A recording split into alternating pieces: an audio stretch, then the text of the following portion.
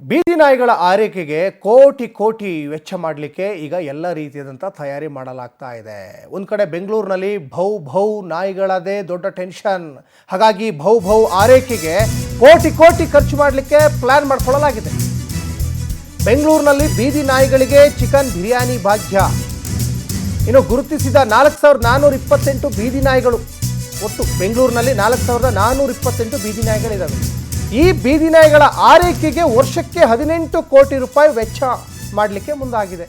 ದಿನಕ್ಕೆ 2 ಬಾರಿ chicken rice, ಔಷಧಿ ನೀಡಿ ಶ್ವಾನಗಳ ನಿರ್ವಹಣೆ. ಇದು ಸುಪ್ರೀಂ ಕೋರ್ಟ್ನ ಆದೇಶ ಹಿನ್ನೆಲೆಯಲ್ಲಿ ನಾಯಿಗಳ ಆಶ್ರಯಕ್ಕೆ ಈಗ ಗ್ರೇಟರ್ ಬೆಂಗಳೂರು ಅಥಾರಿಟಿ ಮುಂದಾಗಿದೆ. ಒಟ್ಟು 4428 ಬೀದಿ ನಾಯಿಗಳ ಆರೈಕೆಗೆ ವರ್ಷಕ್ಕೆ ಇದು 18 ಕೋಟಿ ರೂಪಾಯಿ ವೆಚ್ಚ ಮಾಡ್ತಾ ಇದೆ. ಬೆಂಗಳೂರು ದಕ್ಷಿಣದಲ್ಲಿ ಒಟ್ಟು 131 ನಾಯಿಗಳು, ಬೆಂಗಳೂರು ಪಶ್ಚಿಮದಲ್ಲಿ 525, ಬೆಂಗಳೂರು ಕೇಂದ್ರ 1223 ನಾಯಿಗಳಿದ್ದಾವೆ, ಬೆಂಗಳೂರು ಪೂರ್ವದಲ್ಲಿ 274, ಬೆಂಗಳೂರು ಉತ್ತರದಲ್ಲಿ 2339 ನಾಯಿಗಳಿದ್ದಾವೆ. ನೋಡಿ, ಬೆಂಗಳೂರು ಉತ್ತರದಲ್ಲೇ ಜಾಸ್ತಿ ನಾಯಿಗಳಿರೋದು. ಒಟ್ಟು 4428 ನಾಯಿಗಳಿದ್ದಾವೆ.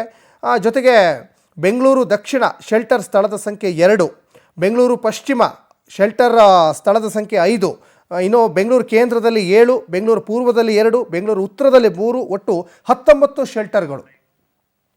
ಈ ಬಗ್ಗೆ ಹೆಚ್ಚಿನ ಡೀಟೇಲ್ಸನ್ನು ನಮ್ಮ ಪ್ರತಿನಿಧಿ ಸುಷ್ಮಿತಾ ಕೊಡ್ತಾ ಹೋಗ್ತಾರೆ. ಸುಷ್ಮಿತಾ, ಬೆಂಗಳೂರಿನಲ್ಲಿ ಬೀದಿ ನಾಯಿಗಳದೇ ದೊಡ್ಡ ಟೆನ್ಷನ್ ಆಗಿದೆ. ಸುಪ್ರೀಂ ಕೋರ್ಟ್ ಆಗಾಗ ಬೀದಿ ನಾಯಿಗಳ ವಿಚಾರದಲ್ಲಿ ಕಟ್ಟುನಿಟ್ಟಿನ ಕ್ರಮಕ್ಕೆ ಈಗ ಮುಂದಾಗಬೇಕು ಅನ್ನುವಂತಹ ಆದೇಶ ಕೂಡ ಹೊರಡಿಸ್ತಾ ಇರ್ತದೆ. ಈಗ GBA ಸಾಕಷ್ಟು ಪ್ಲ್ಯಾನ್ ಮಾಡ್ಕೊಳ್ಳಿದೆ ಅಂತ ಗೊತ್ತಾಗ್ತಾ ಇದೆ. ಕೋಟಿ ವೆಚ್ಚ ಮಾಡ್ತಾ ಇದೆ ಅಂತ ಗೊತ್ತಾಗ್ತಾ ಇದೆ. ಎಷ್ಟು ಕೋಟಿ ವೆಚ್ಚ ಮಾಡ್ತಾ ಇದೆ, ಮತ್ತು ಜೊತೆಗೆ ಏನೇನೆಲ್ಲ ಪ್ಲ್ಯಾನ್ ಮಾಡ್ಕೊಂಡಿದ್ದಾರೆ ಬೀದಿ ನಾಯಿಗಳ ಒಂದು ಆರೈಕೆಗೆ ಅಂತ? ಎಸ್ ಸಚಿನ್, ಏನು ದೇಶಾದ್ಯಂತ ಅದರಲ್ಲೂ ಕೂಡ ನಮ್ಮ ಬೆಂಗಳೂರಲ್ಲಿ ಬೀದಿ ನಾಯಿಗಳ ಹಾವಳಿ ಸಿಕ್ಕಾಪಟ್ಟೆ ಜಾಸ್ತಿ ಆಗಿದೆ. ಒಂದಲ್ಲ ಒಂದು ಪ್ರಕರಣಗಳು ಈ ಒಂದು ಬೀದಿ ನಾಯಿಗಳ ಮೇಲೆ ಸಾಕಷ್ಟು ಜನ ದೂರನ್ನು ಕೂಡ ನೀಡ್ತಾ ಇದ್ದಾರೆ. ಸೊ ಇವಾಗ ಈ ಒಂದು ಬೀದಿ ನಾಯಿಗಳಿಗೆ ಕಡಿವಾಣ ಹಾಕಲು ಸುಪ್ರೀಂ ಕೋರ್ಟ್ ಸಾಕಷ್ಟು ಆದೇಶಗಳನ್ನು ತಂದಿದೆ. ಅದರಲ್ಲಿ ಪ್ರಮುಖವಾಗಿ ಸಾರ್ವಜನಿಕ ಸ್ಥಳಗಳು ಅಂದರೆ ಶಾಲೆ ಆಗಿರ್ಬೋದು, ಸರ್ಕಾರಿ ಕಚೇರಿಗಳಾಗಿರ್ಬೋದು, ಎಲ್ಲೆಲ್ಲಿ ಬೀದಿ ನಾಯಿಗಳು ಇರ್ತವೋ ಆ ಎಲ್ಲ ಬೀದಿ ನಾಯಿಗಳನ್ನು ಕೂಡ ಹಿಡಿದು ಅವುಗಳಿಗೆ ಒಂದು ಆಶ್ರಯವನ್ನ ನೀಡಬೇಕು ಅಂತ ಹೇಳಿ, ಹಾಗೆ ನಮ್ಮ GBA ಕೂಡ ಸುಪ್ರೀಂ ಕೋರ್ಟ್ ಆದೇಶದಂತೆ ಬೀದಿ ನಾಯಿಗಳಿಗೆ ಆಶ್ರಯವನ್ನು ನೀಡಲು ಕೂಡ ಮುಂದಾಗಿದೆ. ಆದರೆ ಮತ್ತೊಂದು ಕಡೆಯಲ್ಲಿ ಬೀದಿ ನಾಯಿಗಳಿಗೆ 2 ಹೊತ್ತು ಏನು ಬಿರಿಯಾನಿ ಊಟವನ್ನು ಕೂಡ ನೀಡಲಿಕ್ಕೆ ಇವಾಗ GBA ಮುಂದಾಗಿರುವಂಥದ್ದು.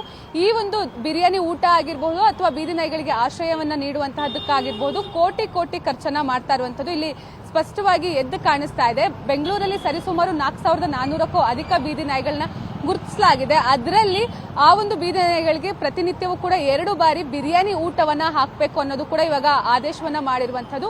ಹೀಗಾಗಿ ಈ ಒಂದು ಬಿರಿಯಾನಿ ಊಟಕ್ಕೆ ವಾರ್ಷಿಕವಾಗಿ 18 ಕೋಟಿಗೂ ಅಧಿಕ ಅಮೌಂಟ್ ಖರ್ಚಾಗುತ್ತೆ. ಇದರ ಜೊತೆಗೆ ಬೆಂಗಳೂರಲ್ಲಿ ಸರಿಸುಮಾರು 2,70,000ಕ್ಕೂ ಅಧಿಕ ಬೀದಿ ನಾಯಿಗಳಿದೆ. ಆ ಎಲ್ಲ ಬೀದಿ ನಾಯಿಗಳು ಅಂದ್ರೆ ಸಾರ್ವಜನಿಕ ಸ್ಥಳದಲ್ಲಿ ಬೀದಿ ನಾಯಿಗಳನ್ನ ಗುರುತು ಮಾಡಲಾಗಿದೆ. ಈ ಎಲ್ಲ ಬೀದಿ ನಾಯಿಗಳಿಗೂ ಕೂಡ ಏನು ಅಂತ ಹೇಳಿದ್ರೆ ಒಂದು ಆಶ್ರಯ ತಾಣವನ್ನ, ಅಂದ್ರೆ ಪ್ರತಿ ಪಾಲಿಕೆಯಲ್ಲೂ ಕೂಡ ಒಂದೊಂದು ಆಶ್ರಯ ತಾಣವನ್ನ ಮಾಡ್ಲಿಕ್ಕೂ ಕೂಡ ಮುಂದಾಗಿರುವಂಥದ್ದು. ಈ ಒಂದು ಆಶ್ರಯ ತಾಣಕ್ಕೆ ಬರೋಬ್ಬರಿ 184 ಕೋಟಿ ಖರ್ಚಾಗ್ತಾ ಇದೆ. ಇದ್ರ ಜೊತೆಗೆ ಬೀದಿ ನಾಯಿಗಳಿಗೆ ಸಂತಾನಹರಣ ಚಿಕಿತ್ಸೆ ಆಗಿರಬಹುದು, ಅದಕ್ಕೆ ರೇಬಿಸ್ ಇಂಜೆಕ್ಷನ್ ಕೊಡ್ಸೋದಾಗಿರ್ಬೋದು, ಇದೆಲ್ಲವನ್ನೂ ಸೇರಿದ್ರೆ ವಾರ್ಷಿಕವಾಗಿ GBAಗೆ ಇದರ ಹೊರೆ ಹೆಚ್ಚಾಗಲಿದೆ. ಸೊ ಹೀಗಾಗಿ GBA ಇದನ್ನ ಯಾವ ರೀತಿಯಲ್ಲಿ ಮ್ಯಾನೇಜ್ ಮಾಡುತ್ತೆ, ಒಂದು ಕಡೆಯಲ್ಲಿ ಇದು ಹಣ ಲೂಟಿ ಮಾಡ್ಲಿಕ್ಕೂ ಕೂಡ ಕಾರಣ ಆಗ್ತಾ ಇದೆ ಅಂತ ಹೇಳಿ ಸಾಕಷ್ಟು ಜನ ಆರೋಪವನ್ನು ಕೂಡ ಮಾಡ್ತಾ ಇರುವಂತದ್ದು. ಬೀದಿ ನಾಯಿಗಳಿಗೆ ಬಿರಿಯಾನಿ ಭಾಗ್ಯ ಅವಶ್ಯಕತೆ ಇದೆಯಾ ಅಂತಲೂ ಕೂಡ ಪ್ರಶ್ನೆಯನ್ನ ಮಾಡ್ತಾ ಇರುವಂತದ್ದು. ಕಾದ್ ನೋಡ್ಬೇಕಾಗಿದೆ GBA ವಾರ್ಷಿಕ ಖರ್ಚನ್ನ ಯಾವ ರೀತಿಯಲ್ಲಿ ಮ್ಯಾನೇಜ್ ಮಾಡುತ್ತೆ ಅಂತ ಹೇಳಿ. ಸಚಿನ್, ಧನ್ಯವಾದ ಸುಷ್ಮಿತಾ ತಮ್ಮೆಲ್ಲ ಡೀಟೇಲ್ಸ್ಗಾಗಿ.